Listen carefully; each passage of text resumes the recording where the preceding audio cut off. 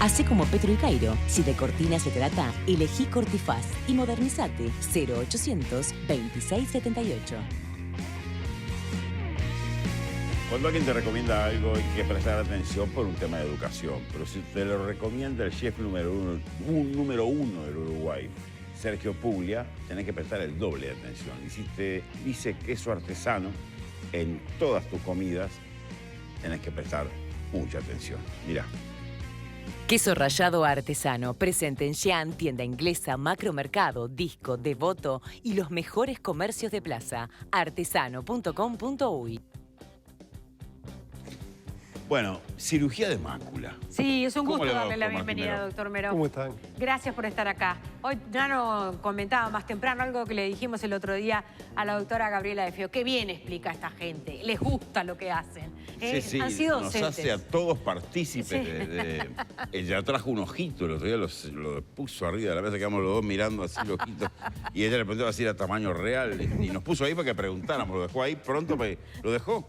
Yo decía, ¿será un cenicero? ¿Qué será? Era el disparador. Era el disparador.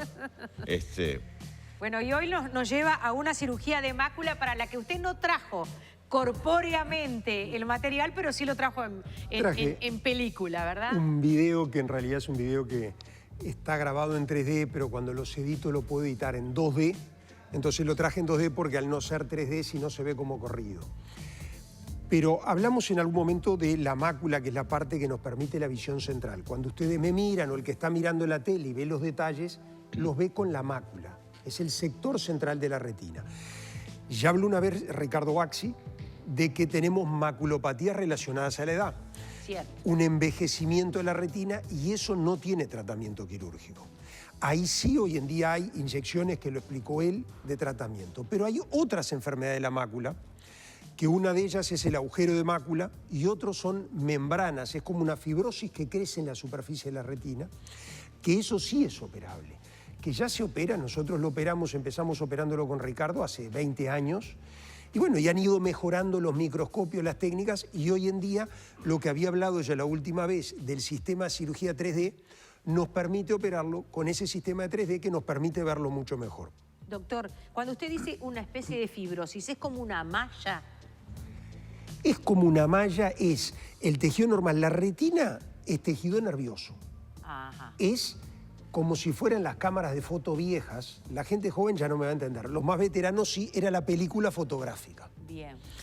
Ese tejido nervioso tiene 14 capas de células, donde están los fotorreceptores, donde están las conexiones, y de ahí salen los cablecitos que van a hacer sinapsis en el cerebro para que nosotros veamos.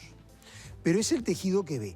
Y en la superficie de ese tejido puede crecerle células que hacen, como decía bien, como una mallita, como una membrana. Entonces, eso antiguamente no tenía solución. Como ver a través de una tela para mosquitos, claro, una ahí cosa está. así. Sí, pero más que la tela a través de mosquitos, ¿qué es lo que hace esa fibrosis? En algún momento se retrae. Entonces, te arruga la retina. Y uno de los primeros síntomas que tiene la gente es que ve las cosas torcidas. Ve una columna y la columna parece embarazada, tiene panza. O mira el horizonte y el horizonte tiene una ola y no está mirando el mar. El elefante o el sombrero de Saint-Exupéry en El Principito. O la boa. Todo lo ve en forma poética. Yo estaba sufriendo con por la suerte. columna embarazada y ella sale en el superior. Pero hay pacientes Rescate, la poesía nos va a salvar. Claro que sí. sin duda. Y una de las cosas la gente a veces nos dice que ve la reja o que ve las rayas de un cuaderno y las ve torcidas. Ajá. Y ahí es que esa fibrosis se retrajo y torció la retina. ¿Y es se arregla. operable aún ahí? Y eso es operable. ¿Y ahí qué cirugía se hace? Se hace una vitrectomía. Nosotros operamos, hoy en día entramos por instrumentos de 0,49 milímetros, con 3 punciones, una infusión, una luz y un aparatito que come esa gelatina. Y después con una pinza hay que ir a agarrar en la superficie de la retina y sacarlo. Pero ahí está el video, ahí se está viendo que ahí en realidad lo que estoy, no sé si lo llegan a ver bien desde acá, pero se ve, ahí lo que inyecté fue que lo que tiño es a ver si separé bien la gelatina. Y esa es la pinza. Y la ven abierta, Y ahí estoy mirando un poquito dónde voy a ir a buscar la membrana. Claro. A los costados se ven datos. Hoy en día, como yo opero mirando la pantalla, tengo los datos de la intensidad de la luz, la velocidad del corte, la presión de fluidos. Y ahí levanto, y ahí ves el borde de lo que levanté de la retina. Lo que hay abajo son neuronas. Si yo toco muy abajo, le daño el ojo y puedo dañarlo en forma irreversible. Y ahí estoy levantando esa fibrosis, esa malla, como decías, y la estoy despegando de la retina. Y eso le va a permitir al paciente que la retina se enderece de vuelta, que se planche por sí sola, y entonces vuelva a ver con mejor calidad de visión. Vuelva a ver las rayas rectas. Derechas. Doctor, usted está sacando, perdóneme la profanación del mundo científico con el mundo cotidiano. Es como una nata. Como una nata, pero una nata que mide micras, que mide 20 micras. 20 micras. ¿Y esa pinza? Son pinzas descartables, son pinzas que en realidad uno las usa y como son tan finitas y todo, después no son reutilizables, se usan por un paciente. Y eso es, hoy en día a veces la gente dice, ¿por qué es tan costosa la cirugía? Porque toda la instrumentación es sumamente cara. Claro. Y todos estos instrumentos tan finitos, y la pinza tiene que ser perfecta. Ahí yo había sacado primero la fibrosis y después le saqué lo que es la limitante interna, que es otra capa más que tiene abajo, que la estoy levantando ahí todavía. Sabe que cuando usted ve que están todos los camarógrafos mirando la pantalla y de acá me preguntan cosas, es porque está todo el mundo alucinado. Me preguntan de arriba, ya es la cuarta vez que me lo pregunta, te lo traslado.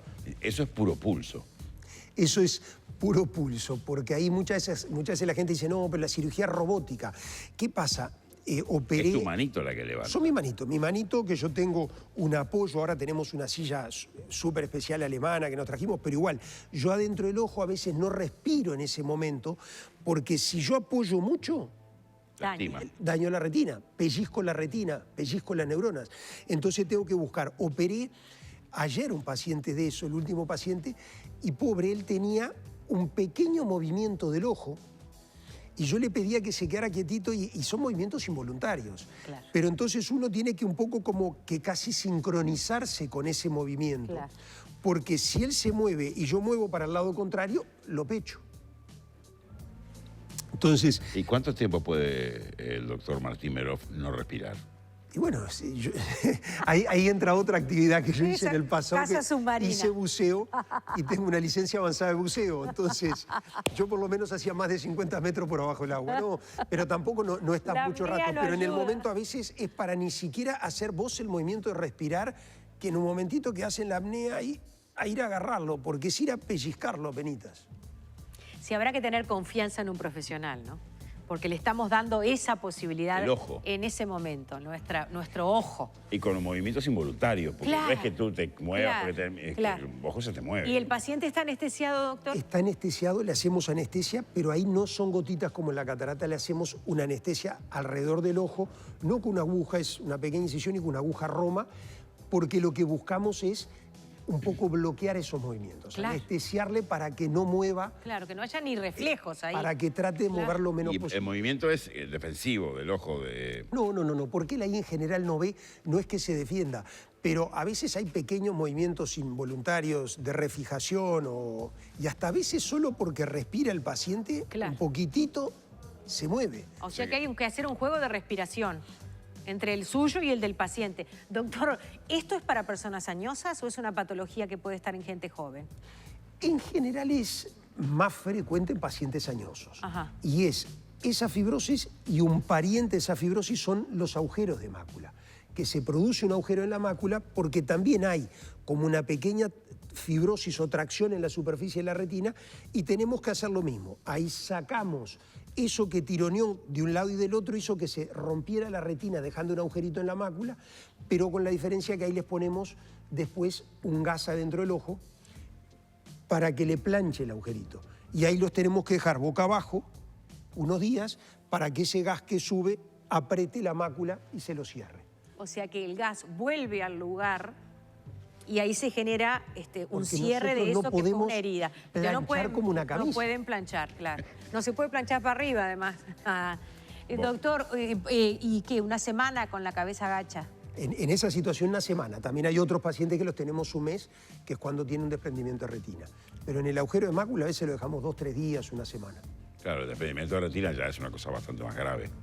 Es un poco más compleja, según hay más complejos o no, pero los operamos con el mismo sistema 3D, con una excelente visualización, y ahí lo que influye mucho es, cada ojo es diferente, pero cuando hay un proceso que se da en el desprendimiento de retina, que es como de fibrosis de la retina, de retracción, ahí es donde es más difícil de reparar. Los pacientes que no hacen esas reacciones son muchas veces los pacientes que no se evolucionan mejor. Doctor, es impresionante. Es maravilloso. Empezamos el programa hablando de por qué tenemos una pandemia que tiene por ahora estos índices tranquilizadores. Y la ciencia lo está investigando. Y cerramos con un científico que viene a hablar de una historia... Explicarte por qué se embarazan las columnas y que no es verdad, que se arregla, que no está realmente complicado, que no están embarazadas las columnas, que se arregla. No, lo más interesante es que en la propia historia de vida del doctor se han generado cambios realmente, giros copernicanos, ¿no? O sea, estamos hablando de una técnica que tiene ¿cuánto tiempo? Y esto, desde que, digamos, esta cirugía tiene 25 años, claro, una cosa así, no tiene más de eso, que es muy poco. Claro. Y la vitrectomía de tener hoy 40 años. Antes no se podía tocar el vitrio, lo que hablábamos la otra vez charlando mi abuelo, si se salía en la cirugía de catarata vitrio había que volver a meterlo porque no se regeneraba. Claro. Y siempre el científico que inventa algo es el que piensa diferente. Un día Mackemer en Estados Unidos dijo, ¿por qué no se puede sacar? En un paciente diabético tenía hemorragia que no veía, le comió, le sacó el vitrio y el paciente volvió a ver y el ojo no se le cayó. Y ahí crea una nueva técnica quirúrgica que es remover el vitrio. Y de ahí aparece después todas ramificaciones, distintos tipos de cirugías y cosas que, lo que hablábamos el otro día, mi abuelo no hubiera pensado jamás, claro, que uno iba a poder hacer estas cosas.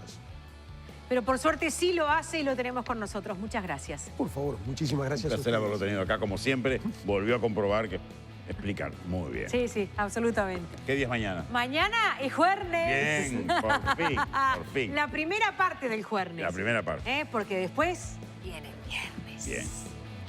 Domani.